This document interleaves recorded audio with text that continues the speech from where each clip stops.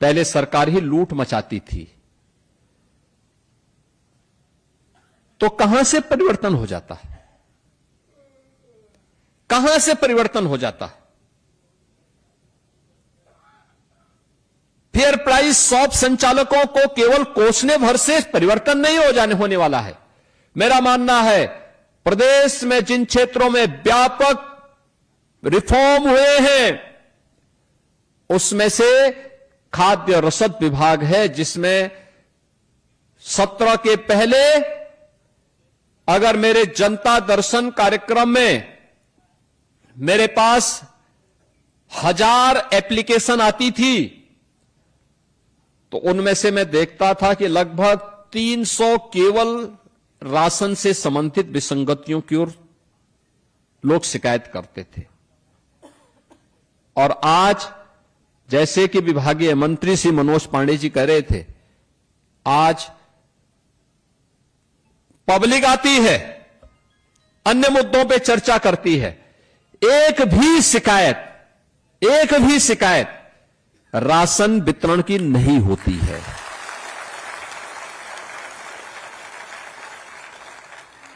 यह आपका सम्मान है, यह है आपका सम्मान, यह है आपका सम्मान। अब आपकी कोई शिकायत नहीं करता है, अब आपको कोई कटघरे में नहीं खड़ा कर सकता है, अब आपके बारे में कोई उल जलूल बातें नहीं कर सकता है, और आपका सम्मान हुआ तो हमें प्रसन्नता इस बात की, क्योंकि शासन की स्कीम को आप सफलतापूर्वक जमीनी धरातल पर उतारने का काम करते हैं। तो हमें प्रसन्नता इस बात की होती है कि हमने जिस गरीब के लिए जो चीज उपलब्ध करवाई थी वह उस गरीब तक पहुंच गई है। और मॉडल आपने कोविड के दौरान तो किया ही, कोरोना के दौरान जब कोरोना था, उसका संक्रमण था, तब भी आप राशन वितरित कर रहे थे। हम लोगों ने उस समय जब सारा काम धंधा बंद हो गया, दाल, नमक और तेल वितरण की एक स्कीम को लागू किया था, और मैंने देखा एक भी जगह से शिकायत नहीं आई थी। हर गरीब तक तेल पहुंचा था, नमक पहुंचा था और दाल भी पहुंची थी, हर तक पहुंच रही थी। अब कोई नहीं कर सकता गलत उसमें। इसका मतलब नियत सरकार की खराब थी, खराब लोग यहां बैठे हुए थे, इसलिए कार्य नहीं होने देते थे। खामियाजा आपको भुगतना पड़ता था आज, और वे आपका इंसेंटिव भी नहीं बढ़ाते थे, बढ़ाना भी नहीं चाहते थे। आज तो विभाग का प्रस्ताव जैसे आया तत्काल इसको आगे बढ़ा दिया गया, और मैं धन्यवाद दूंगा आपके संघ को, जिन्होंने अभी ज्ञापन के माध्यम से धन्यवाद भी दिया है।